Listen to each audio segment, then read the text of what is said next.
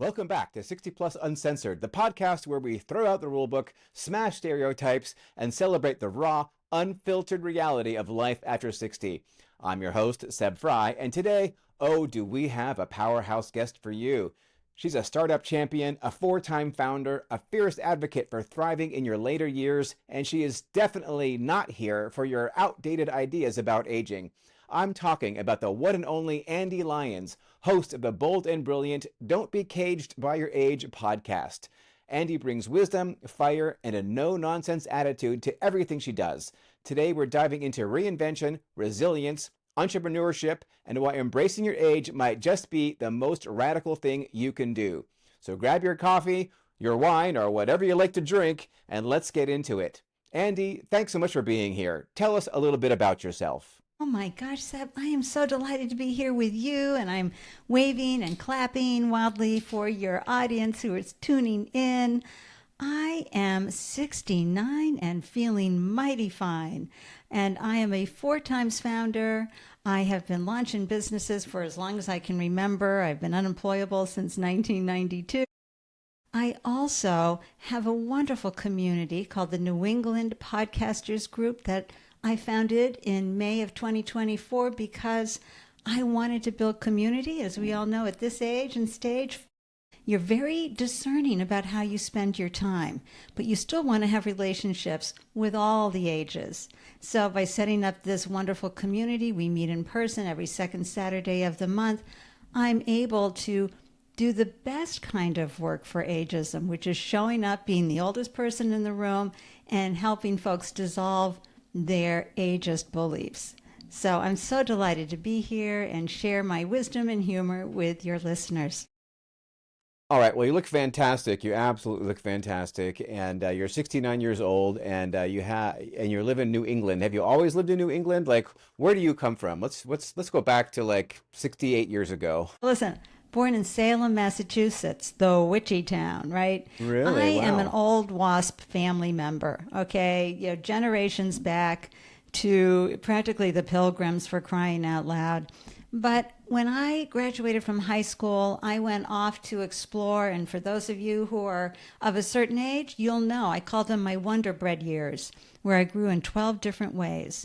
And then came back to Boston. So I lived all over the States, came back to Boston, earned my undergrad and my MBA, and met a wonderful man and have been doing wonderful things with him for 40 years. So life has been an adventure. I've lived all over the country, so I understand how here in the greater Boston area we're kind but not nice compared to the wonderful Midwesterners or anybody who lives in the South who are so hospitable.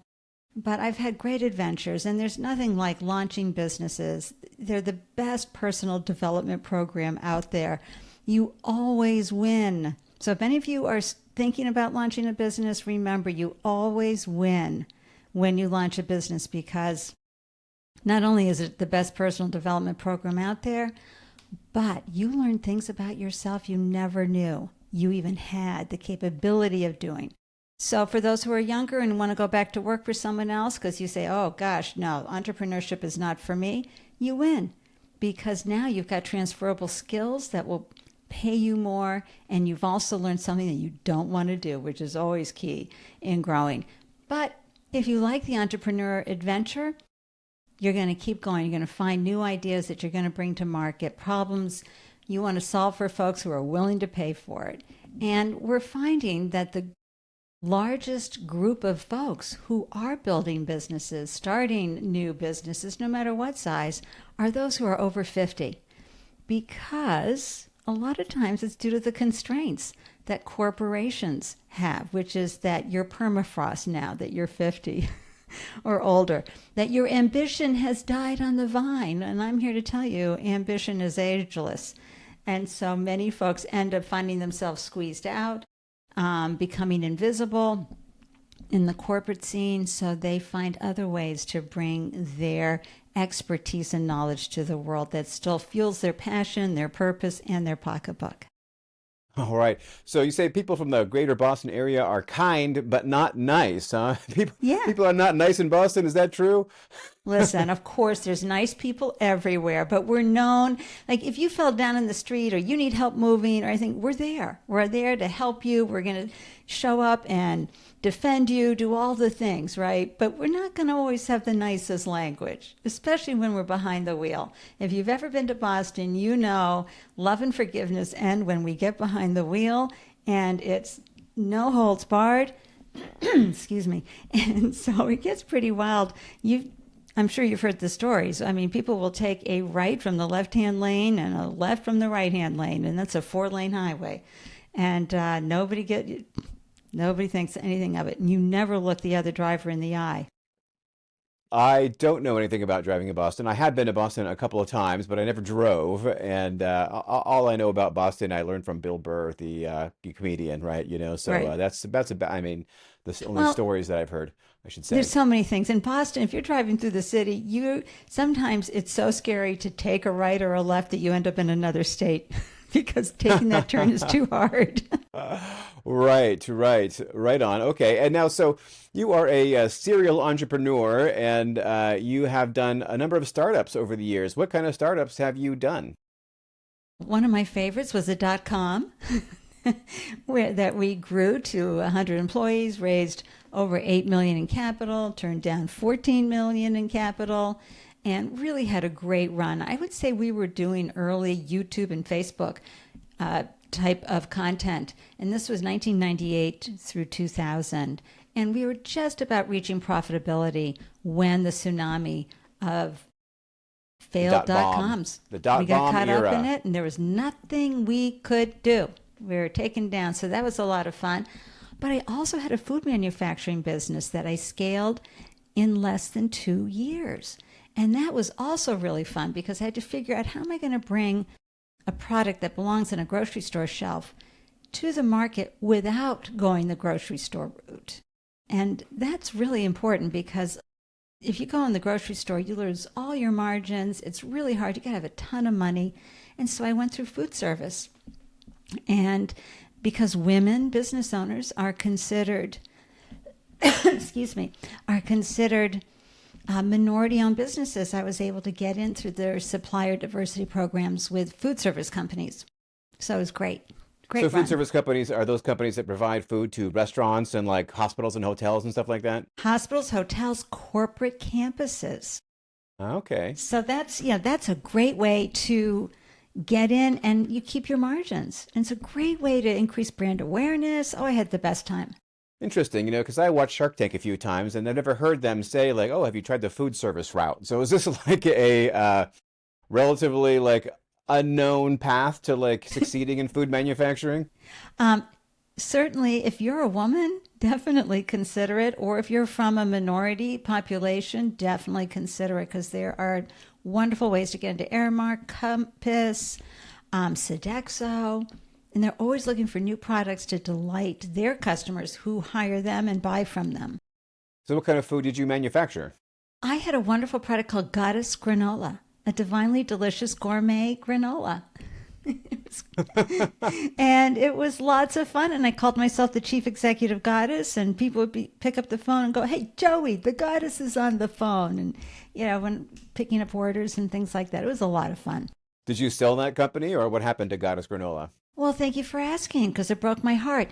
People don't talk about how Mother Nature can shut down your business. And excuse me, Seb, I have no idea where this tickle came from in my throat.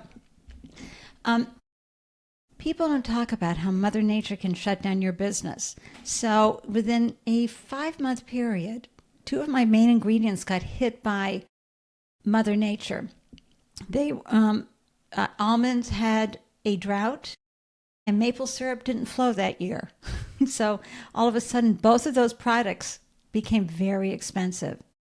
And then my manufacturing facility got hit by lightning and burned to the ground. Wow. That's rough. That's really rough. And then my husband got laid off, and we had a 7 and a 9-year-old at home. So, sometimes you have to make those hardcore decisions in life, right? Yeah, that's rough. So you know what? Like I've always heard that actually maybe like the key to success in any business is like resilience, right? It's the ability to get back up after you've been knocked down. And it sounds like you have some experience with resilience. But one thing I understand is that as people age, they tend to become less resilient. Maybe it's because of their physical fitness or illness or something like that. What tips do you have for like maintaining or even improving your resilience as you grow older? Have any insights there you can Well, share? yeah, well, first of all, I want to push back on that idea that as you get older, you're less resilient. I was going to put that out there to folks. See, that's one of the ageist beliefs we take on. Oh, we're going to be more feeble. We're going to get hit with health challenges that we'll never recover from. We can't do things because one of our eyes doesn't work or one of our legs doesn't work. No, no, no. You can still pursue your dreams. You just have to recalibrate. What does that dream look like? Most people's dreams are about being fully expressed, feeding their passion, feeding their purpose, and feeding their pocketbook. You'll always hear me say that. But what happens is we have an idea that there's only one way to go about that.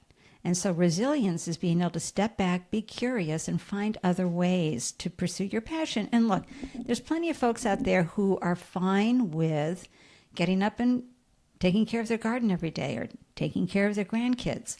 But 70% of folks over the age of 60 want to stay engaged, stay visible, stay connected.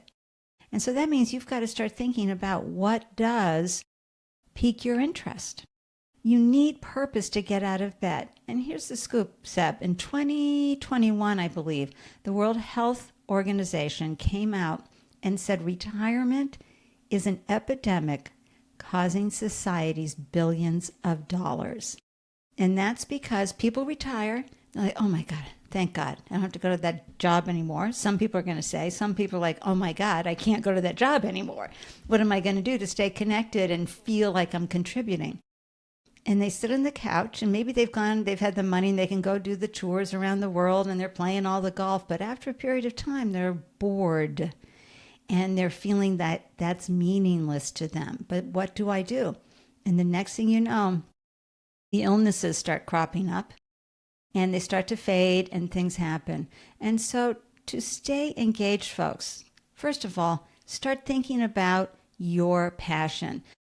Rewire yourself. Don't retire. Find out what turns you on and pull on threads. You may say, oh, I'd love to do this. And then you get into it and you're like, oh my God. I mean, as a hobby, I loved it, but not to do anything else with it. Wonderful. Try again. And that's the resilience, being curious, looking at your life like it's an experiment and trying different ways to stay connected. So as you heard earlier, one of the things I wanted to do was keep my relationships with all the ages, all the generations. And a lot of times we often can feel, and it can be an unconscious bias in our own heads, or society tells us we don't want you in the room. But you do deserve to be in the room. Your voice is important. What you have to share is important. You are seasoned. And to the resilience point, Seb, we have been through, as generations, we went through incredible inflation. The late 70s, early 80s, come on. To buy a home, you were paying 18% for an interest rate. We had 14% inflation, all right? We've been through stock market crashes, 1987 for crying out loud, let alone all the other events since then. And so we know how to get new clients when there doesn't seem to be any hope for the economy. We know how to onboard talent during those times. We know how to stay calm, cool, and collected. Whereas a lot of the younger generations are experiencing this type of upheaval for the first time. And so to bring in that wonderful seasoned brain who can be unflappable during these times, you know, it's a great opportunity for corporations to bring us on as consultants or bring us on as a member of the team. So when the younger millennial or Gen Z is sharing some outrageously fabulous, innovative idea, we can go, that's great. And we can remind them, here are some of the constraints you're going to want to manage as you bring that to market. I just think it's so important that we stay resilient as in flexible and how we look at this age and stage, because we're old enough to know that when we look back at what our grandparents were like, they really did fall into the category of old. They definitely were starting to wear all the beige and having the stoop shoulders and cardigans, etc. So we have a lot of this unconscious bias that after the age of 65, we become, well, I like to say, pastures are for horses, not humans. So these are some of the ways we can stay resilient in our brain, because you could live another 30 years after you retire. So what are you going to do? Yeah, I'm self-employed, so like I don't really see that I will ever retire. I don't retire from what? So now you had those businesses, and but you've also had a number of podcasts. Is that right? And you have a podcast today, and I have to say you look very poised, very professional, and you speak very well. Have you had any kind of training in like broadcasting or anything like that? No, no training at all. Just showing up and doing this as an aside. And what's great about podcasts, and anybody can start a podcast, seriously, the tools I can start a today. podcast. Yeah, Yeah, it's see, easy. you just did. So, clapping wildly here for you. The overhead can be really low because the tools out there, folks, what Seb is using right now is called Riverside, and that takes care of everything. All your editing, audio, video, it does it all for, $25 to $35 a month. The biggest expense you're going to have to pay for is your mic. And then you've got to pay for a monthly fee to have your podcast housed at a place that will then send it out to Apple, Spotify, etc. And, maybe you go to Podpage for your website for another $15 a month. But seriously, it's like $50 overhead. But here's the beauty. Let's say you're entering a new industry. You want to get to know some people in that industry. I don't care how old you are. You can start interviewing people. In fact, that reminds me, I just saw on Instagram these two women in the Upper East Side of Manhattan. One's 94 with her walker. Another one, her friend is 91. They decided they wanted to do food reviews at the restaurants. and now, like, they're practically influencers. They do these video reels, etc. You can do it too. So I just find podcasting is a wonderful way to stay connected. There's platforms like Podmatch that will connect you to guests. And I don't want you to be catered by your age because you think you're too old for that. You're not. The only thing you're too old for is a bunch of nonsense. Right. Yeah. So podcasting isn't that hard, and it's very inexpensive. And I just use YouTube and Spotify. I don't pay for any hosting. I had a podcast years ago, and I spent maybe years since I put an episode out on that. It's still around, but yeah, that I just hosted on WordPress actually. So it can be very inexpensive indeed to host a podcast, and the technology is remarkably easy to use. Like this Riverside thing is just like a godsend. So anybody who wants to do podcasting should seriously check into that. But what about like finding guests? You mentioned what's it called? Podmatch. Podmatch.com. Yeah, it's like a dating site. You get on and you can swipe left or right. Really? It's all AI driven. You set up your profile. You have your keywords of what you're bringing or what you'd like to bring. So if you're a host looking for guests, it's only $6 a month. It's more if you're looking to be a guest. Wow. But you set it up and you'll get their AI will send you 3 possible connections, fits for you to have as guest. And you can go, nope, nope, nope. And it'll send you another 3 and you go, ooh, that looks like a good fit for me. Do your research, make sure, go online, check them out, make sure they're a good fit for you and your show. And boom, you reach out to them because you can see their profile, you can see what they're up to.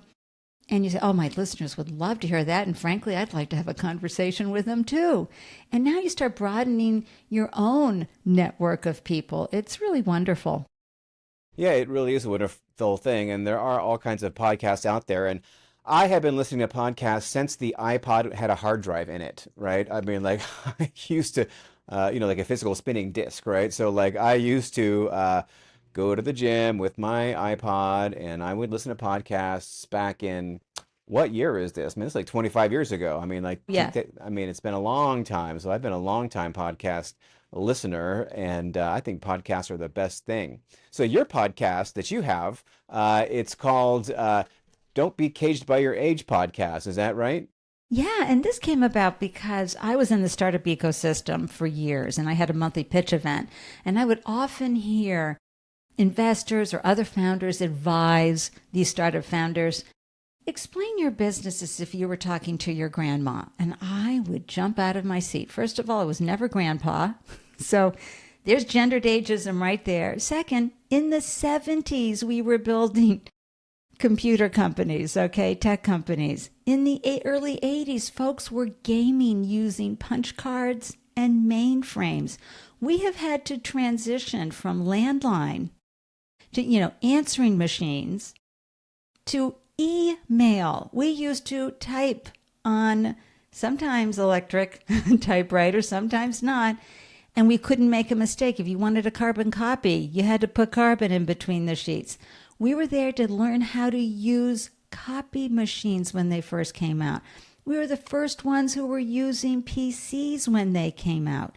We've seen tech companies come and go by the thousands. And then we learned how to use cell phones, send emails, do all the things. So I take it personally when people start out with those mythologies about older folks not being able to use technology. But what I noticed at my pitch event was, my biggest fans were under the age of 30. They couldn't get enough of me. We'd want to sit beside you, Andy, at the wedding. And I'd be like, oh my gosh, I have shoes that could be your grandmother. That's how old I am. And so I said, you know what? And they all thought maybe I was in my early 50s. And I thought, okay, I can't be living in fear of them guessing my age and thinking, I have to come out about my age, and I have to start dissolving the fear, especially for women, to age out loud and proud. And so I've decided to come out when I turned 66. I held up the 66 sign, Route 66 sign here in the U.S. in front of me. And honestly, Seb, the picture of me looks like, will you still love me now that you know I'm this old? But that LinkedIn post that I put out to the world went viral. And the comments in there, and I called it "Don't Be Caged by Your Age." And the comments were so amazing. Some broke my heart because of loneliness and not being seen and not being able to get work and all the things, to people who have, oh my gosh, had they repurposed their lived experiences in extraordinary ways. And I even had to check my own bias because a guy who was 91 said, yeah, I just launched a new whatever and I'm having a great time and LinkedIn is great. And I'm thinking, what are you doing on LinkedIn at that age? I had my own ageist bias. And so that's why I knew this podcast needed to happen. I needed to interview folks who had shattered age-related expectations and stereotypes and had done things that could inspire others who were tuning in, and also provide the resources. I mean, you might be a caregiver right now and your time is limited. How can I provide caregiving resources to free up more of your time so that you can go out and pursue? What does that look like? What does it look like if someone only has one eye and can't walk? Well, how are they doing that? Interviewing folks who are challenged. I interviewed a woman who lost her sight in her late 50s due to an immune disease. And she now shoots videos using those Ray-Ban video glasses. I mean, she's incredible. And she's 72. So, people who decided to write a book or launch a new business or, finding other ways. There's Pauline out of the Bronx, who's out there every day at 73 now, lifting weights and showing everybody all these great exercises you can do. Another gal I interviewed just did a bodybuilding contest at 76. And so, there's all these different stories. And I think through storytelling and representation, you can help people start to dissolve those internalized ageist beliefs that sometimes we don't even know we have. The ones that say, no, you're too old. Don't be doing that. You're too old. You go in the corner now. Nobody wants to hear from you. And that's not true at all. Yeah, so definitely not true at all. But a lot of people do have like internalized ageism, and you just mentioned that. And so, do you have any like books or I don't know, documentaries or anything like that that people can like absorb to like help them get over their own internalized ageism? Because before I mentioned like the resilience, there's a perception that that sort of like fades with you age, but I think that a lot of that has to do with like resilience to me is like an emotional state, really, Right, right. but I think that like when you have that internalized ageism, to me that does not like speak to resilience, right? That to me that's speaks of like shrinking down. So it really is also a mindset. So are there any resources that older folks can go and like, read about or like watch something that will help them understand how they've internalized ageism and how they can reverse that? Absolutely. First of all, get on TikTok. I mean, there's a huge amount of folks over 65 on TikTok sharing advice, doing so many wonderful things, like those two gals who were going around doing food reviews, etc. So right there, just seeing that can spark ideas and curiosity. But behind me, if you're looking on the video, I have some of my favorite. First of all, definitely do this book right here because this is what will really help you. It's called Don't Retire, Rewire, and it has exercises in it. And it's by Jerry Sedler. And she comes with a lot of data for finding those things out. And also, there's The Chair Rocks, How to Be Old, Aging While Black, which is so important for our Black community, Aging Sideways. Oh my gosh, this book shares why we don't need to be worried about our diminishing brain capacity, and in fact, how the brain fully forms in our late 50s, and how we're tapping into parts of the brain as we age that we didn't even know were there. So, all these mythologies. So, I tend to steer people toward the books, toward my podcast, because I'm always interviewing fascinating people. And that's a great question about documentaries. I'm going to have to check that out and come up with some ideas and get back to you, Seb, on that. Well, because like a lot of people have like Netflix, like my parents, they're 82 basically, and they watch Netflix all day long, right? So, and maybe there would be some great things I could suggest to them to like watch Yeah. on Netflix because my parents, unfortunately, they they're 82 and they look 82, right? I mean, I was at a meeting last night of my Rotary Club, and there's a lady in there. She's 83. She looks like she's 69, maybe, right? Like well, maybe she looks a little older than you. Maybe she looks like 73, but I mean, after the thing, she was like, okay, I'm going out dancing now, right? It's like 7:30 on what night was that? Tuesday night. She's like, okay, I'm going out dancing now, right? I'm going like, well, you rock on. So, yeah, documentaries would be very interesting. And so, about your podcast, you have these guests. Like, who are some notable guests, or are there any particularly like episodes that you suggest that somebody might want to tune into first if they're going to Oh be my on gosh. looking up your podcast? Yes, Diane Gilman. Okay, so Diane back in the 60s was bejeweling, I guess, leather pants and chaps for Jim Morrison, Rod Stewart, etc. So she comes like with an eclectic beginning of her young life, ends up in New York City in the fashion industry, and then ends up as one of HV Home Shopping Networks, HSN, and QVC's top hosts, I guess is what they call them. Did that for years. And then when she was 59, she wanted to design a pair of jeans that were sexy and for older women, midlife women. And everybody laughed at her. They said, nobody wants to see a middle aged woman in tight jeans. Well, she went down to the sewing district in Manhattan and she figured out how to come up with flattering jeans for midlife women. And didn't she make a ton of money doing that from the age of 60 to 72? She just turned 80. She's on Instagram. Everybody go find her. Inspirational. She's got a big head, a beautiful white hair, and she's always talking about how do we thrive at this stage in age and how do we overcome. So that's a great conversation. Another one is with Ginny McCall, who wanted to do her first pull up, Seb, when she was 64 years old, and it took her a full year to do it. And that's because her daughter was a reigning champion on America American Ninja. Is that the name of the show on Yeah, TV? sure. Yeah, I've seen that a few times. Yeah. Well, by the time she turned 72, she made the Guinness Book of World Records for being the oldest ninja athlete. So, there are fun stories like that that I get to share on the podcast. So hop in, scroll down. I recently interviewed Diane Wingert, who has a great podcast called ADH-ish, and who noticed as a psychotherapist over the years the pattern of women once they've had estrogen evacuation, how ADHD symptoms, traits, became more prominent. And that's a fascinating thing, too. So that was a great conversation. So there's just so many great pieces of information, and I'm always bringing on new guests who are also sharing fascinating things that they're up to.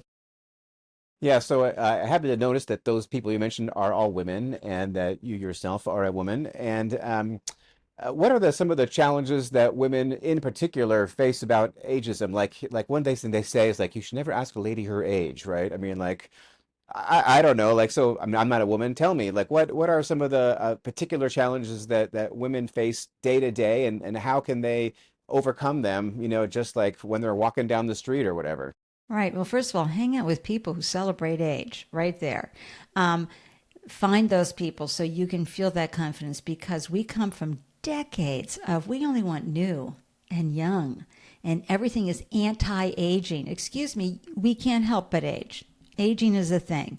And all of a sudden there's so much shame in, oh, I've got this wrinkle, this barnacle on my face, this spots are happening, all these things, instead of celebrating the fact that we have the privilege of aging into our 60s, 70s, and 80s, because we darn well know many people don't make it this far. But society only wants to see this young, and we perpetuate it by not showing up in our glory of wrinkles and our new look. We aren't about chasing our younger selves. We want to own who we are today as women, and we want to learn how to age out loud and proud of our bodies, of our lives, of our wrinkles, and the stories they tell about our journeys in life. And so it's a movement, and it's called the pro-aging movement. So I do believe I saw a reel out there where they were speaking of Netflix, right? The Thursday Night Murder Club, whatever that is, with Pierce Brosnan and Helen Mirren. Such a great movie on Netflix. All older adults doing great things. But they were showing how Pierce Brosnan was celebrated for for aging, whereas women are not celebrated for aging. And there's a wonderful reel clip with Helen Mirren going, no, I'm not youthful. I'm lifeful. And this is what happens. Well-meaning men will say, young lady, tell me what you're up to. And I'll be like, excuse me, I'm 69. I've got decades of experiences. Some I've had to crawl through, not easy years, and I bring such wisdom, such insights and advice in life. Young lady is reserved for 18 to 22, maybe 25-year-olds who are just starting out in life. Celebrate them. But please don't call me a young lady. Please don't call me youthful. There are all these terms that are very ageist out there that folks automatically use, and they mean it with the best intentions. I will often hear, 65 is the new 45.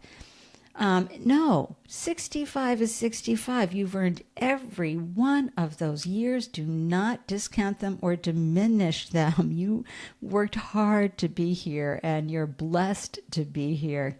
And also, moving your body is not a chore. It is a privilege as well. So women, keep moving your body, walking, doing whatever you can to keep things limber, and keep looking in that mirror, as hard as it is, because we do have photos of what we look like much younger, and just say, here I am today, and I love you. And that's so important, Seb. It really is. Yeah, I mean, a lot of people get patronized when they become older, and maybe it's especially true with women. And, I mean, there is, I think, especially, like for women, there is, I mean, in a way that's not true, I don't believe, for men, that they are supposed to like look younger, right? Like they want to hide their age. And so they have Botox and you have facelifts.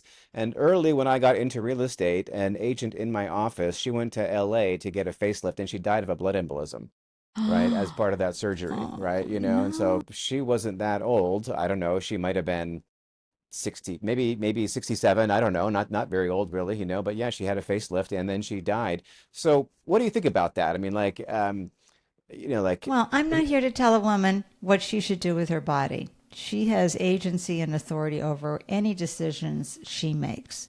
So if someone wants to have a facelift or a peel or doing all of those things, go for it. That's what you need to feel secure and confident. I'm not here to poo poo that at all. You want to color your hair, not go gray. Hey, you do you, but you do it for you. Not because you think society will accept you because you look this way, because you look in the mirror and go, I'm not fond of those barnacles and brown spots on my face. I'm getting rid of them. Or I don't like that saggy chin look. Or I'm going to get some fillers over here. Whatever. I'm not here to shame anybody into what they're doing. I'm just asking that you practice the radical self-love that we all need as we age, because this is a new version of ourselves.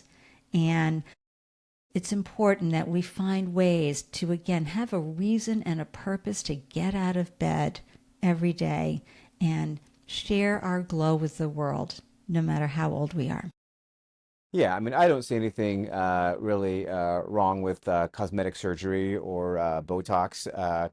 Yeah, I mean, like even Elon Musk, right? He's had gender affirming care, right? Like he put in a chin implant and like, got his receding hairline fixed and stuff like that, right? So, I mean that, and he did that at, I don't know, 35 years old or whatever, right? That's totally fine. So yeah, I mean, I don't really see any issue there. And I watched a very interesting TV show on Apple TV about this. It's called Smoke. It was arson investigators, and long story short, I don't want to ruin anybody. Like, so if you're watching Smoke, like tune this part out. But the star of the show, like he looks like I don't know. He's like I don't know.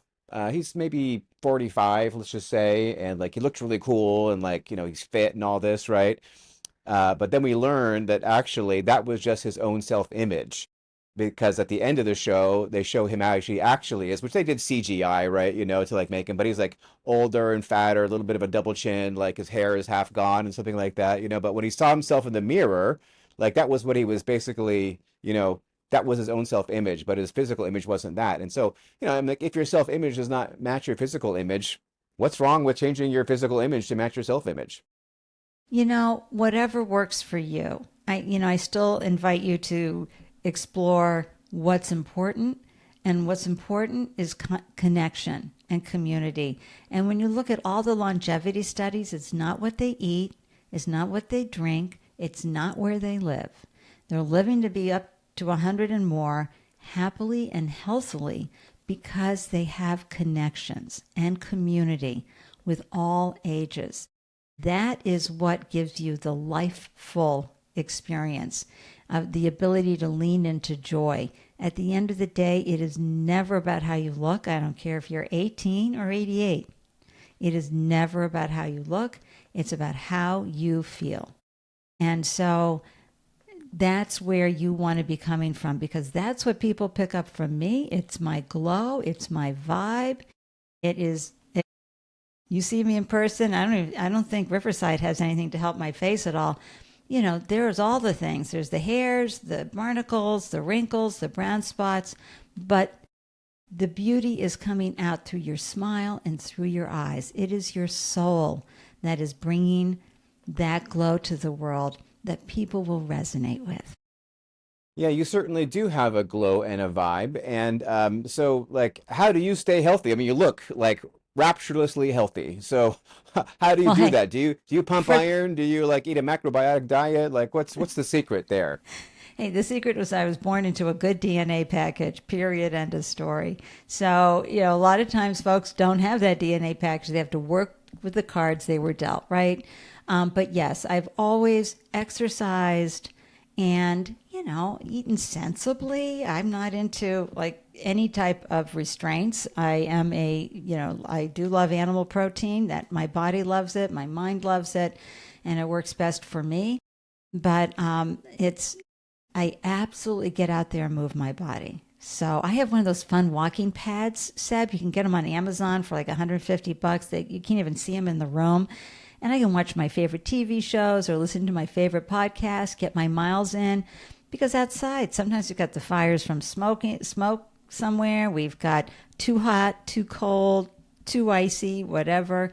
And so I keep moving my body that way. And that's a great way to stay in shape. And yeah, lifting the weights. I have osteoporosis. I don't take any drugs for it.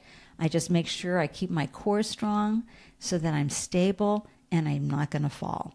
And, and then of course, a positive, not toxic positivity, but a positive outlook in life really helps. And surrounding yourself with people who also have a positive outlook in life can really help. But again, that is my DNA package. I mean, I can go down to the depths of the deep blue sea of despair, no problem. And I've had some really horrific things happen to me in life. But my nature is such that I'm like a flotation device. I bob right back up. I'm like, yay, life, woohoo. And so, I look for the magical moments in life, and I look for the humor in life, whether it's I've just spilled coffee all over me, or, different situational comedy things that happen in life. And, that just lights me up. And so, the human frailty can be, also a joy. We're just all trying to get through and stay connected and live our best lives to the best of our ability. Yeah. So, what is a walking pad? I've never heard of that. Oh, so some people use them for under their desks. So there's no, and folks, if you're like, I need to start moving my body, but I don't think I could do it without any handles to hold on to, go down to your surplus store and get yourself a walker, put it across the walking pad. It is just a conveyor belt, basically, that goes around and it tracks your speed and your miles. And so you can just be walking and grooving, and if you're dancing to some songs on it, that's great too. But if you need some stability initially, just put a walker across it so you can hold on to it till you get better. But you don't need, first of all, the clunky look. Who has the room in their space for a big treadmill? Who wants to go to the gym? That sometimes can be a constraint, getting into the car and getting down to the gym. And so this walking pad, you can watch your shows, do your things, and you're moving your body, and you're working your core, and it helps give you stability. All right. Well, that's a new one for me. So it's like a baby treadmill, essentially, that costs Yeah. $150, and that really almost anyone can do it. And is that like Medicare Part C would pay for that, I wonder? If not, they probably should. They probably should, because I say 150. I just bought my friend Nancy one for 109, and you just honestly you plug it in and you hit the remote that says turn on, and then you step on it, and then you gradually, it press a button, and it gives you plenty of time. Countdown of 4, 3, 2, 1, and it starts moving very slowly, and then you just have the remote that increases the speed. I mean, stupid easy to use, and nobody can see it. Plus, if you need to roll it under something, it's not that heavy, and you could push it under a bed or hide it. But it you don't look at the room and go, oh, that clunky thing I should be on. It's really nice. Wow, yeah, so speaking of walkers, both my mom and dad have started using walkers, and maybe I should get them a walking pad, really, and maybe Yeah. I should get a walking pad. I have a stand-up desk, right? Why not just get a walking pad, stand up that, and get some more steps in. Right. I had someone on the podcast, an unyet aired episode, and he said because I asked him what can people do who they want to get into shape? He said walking, just walk, just walk. That's all you got to do. If you do nothing else, if you just walk enough, you'll be fine. It'll be It's great. true. So, And I was inspired by an 82-year-old woman on Facebook, Instagram, who says, I do 3 miles in the morning and 3 miles in the evening. And I was like, dang, that's a call to action for me. I'm going to increase from my steps from 10,000 to 15,000 steps. Not every day, of course. But studies have shown, Seb, that those with arthritis it actually decreases the pain from arthritis when you start moving your body. Not right away, but as your body gets lubed up and moving, it's so much better for you. All right, I'm going to talk to my mom about getting her a walking pad. So thank you so much. That's a great tip. So tell me, I understand that you are something of a believer in Ikigai. Is that Oh true? my Did gosh, I hear that yes. right? Yes, I'm a huge fan of Ikigai, where in the center you're matching your purpose, your passion, your profession. And what's the fourth one? It's escaping my brain right now. I need to refresh my browser. My brain. But these are important. We have it hanging in our kitchen as a reminder. So why I'm forgetting vocation, profession, passion and purpose. When those all come together, it really is what can you do that you're passionate about that will feed your pocketbook, right?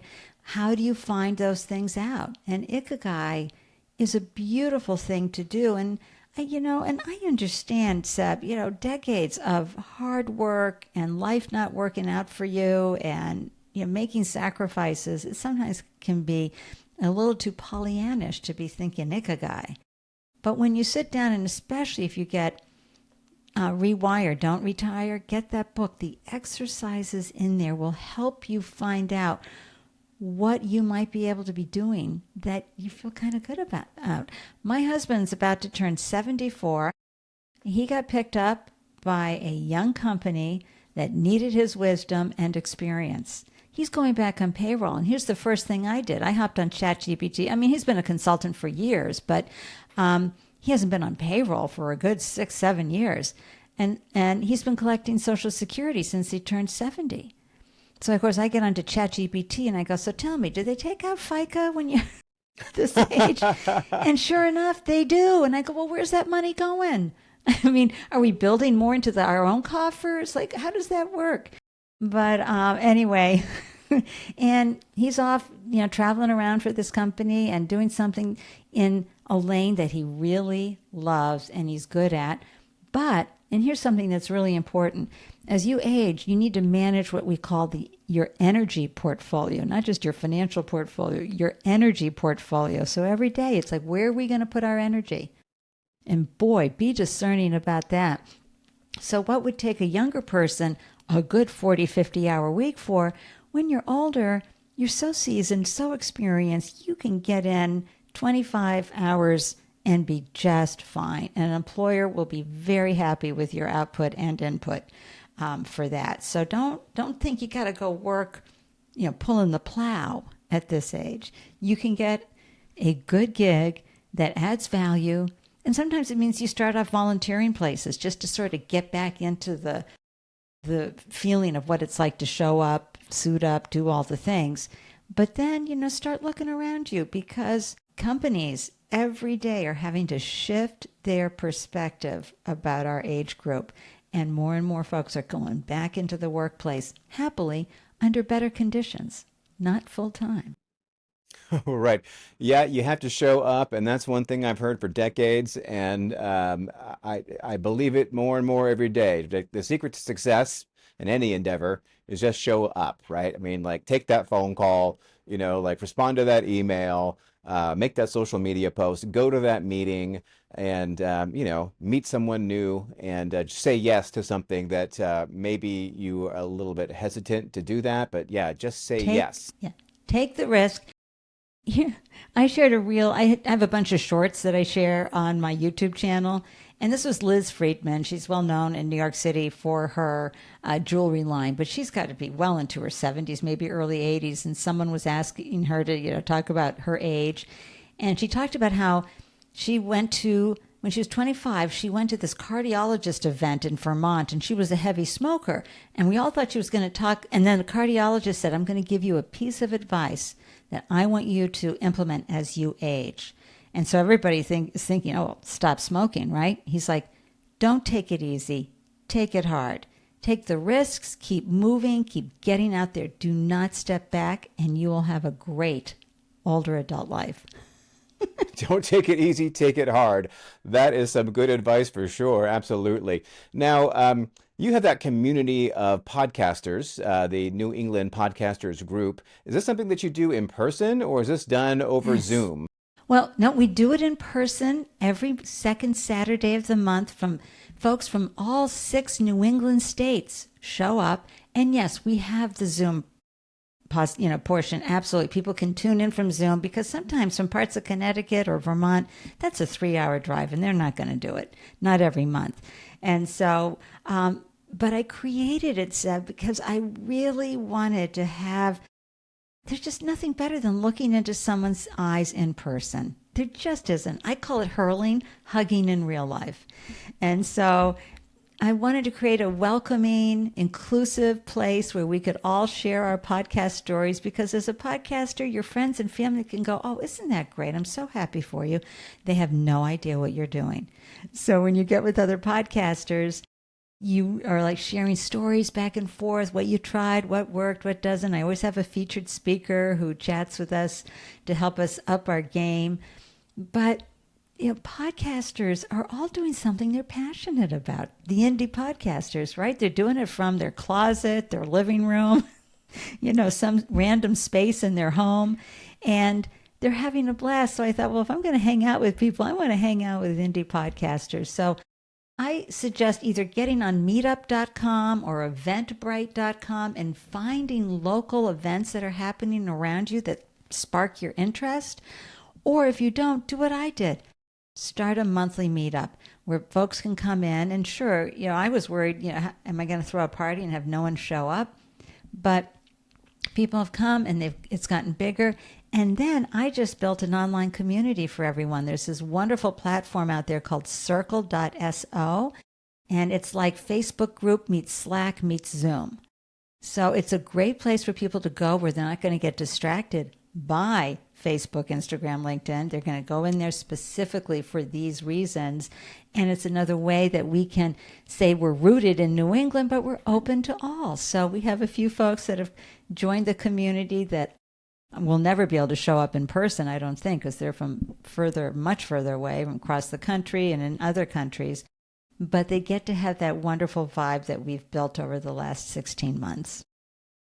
Yeah, so like one thing that I think is a challenge for many people as they get older, especially like people who want to age in place, right? It's very common, right? I don't want to leave my house, as I age. Well, here's the thing is that they end up never leaving their house, right? I mean, they're basically like shut-ins and, like, okay, so maybe they hop on a Zoom call with the grandkids, but I think it's fantastic that you actually have like a real live like get together and like how important is it do you think to have an actual physical community like be in a Oh, room with please. people versus just talking to them on a video call like this? It's night and day. It really is. I mean, we can certainly find common ground and have a delicious conversation, but there are the side conversations that happen in person. And you can go on New England Podcasters Group Instagram feed and see the fun reels. We are just howling. I have everybody has clappers because it delights me to see everybody using them and, yay in the room, but it lifts the vibe. And there's just nothing better than in person because also it's local. And we need to have more local. And especially if you're not a churchgoer, your kids are grown, a lot of your friends have passed on. Like, what are you going to do, right? Don't be afraid to be the oldest person in the room and go ahead and bring your deliciousness. You would be surprised how the younger generations are craving older adults in the room. The biggest feedback I get from the podcast or from the 40 and 50-year-olds who are saying to me, oh my gosh, I can't wait to get into my 60s. I mean, I can, but I have so much more I'm going to be able to do. I didn't even, in 70s, what? Who knew? And then 80s, come on. There's just a whole new landscape and horizon that they had never thought was possible. But also it's a great way for you to dissolve ageism because you're going to show up in all your glory and people are like, oh, that's what an older adult is like. Because how often are folks getting exposed to older adults if we just hang out with other older adults? Yeah, exactly. And that's it. Just show up. And I think that, I mean, some people are like, more of an introvert than an extrovert, right? And maybe that increases as you age. I honestly don't know. And, it is an effort. Like, it's an effort for me. Like, I'm not introverted or extroverted. I consider myself somewhere in the middle, but end of the day, I'm worn out, like I'd really rather just sit around and watch Netflix or whatever, but I push myself to go out, right? Because I always feel better when I do than when I don't. So yeah, so just show up. Now, we kind of got to wrap things up here. We're about the end of our time here, but before we do, I just wanted to ask you, all these amazing people that you've had on your podcast, and the URL will be in the show notes, of course, and I'm going to subscribe to it definitely.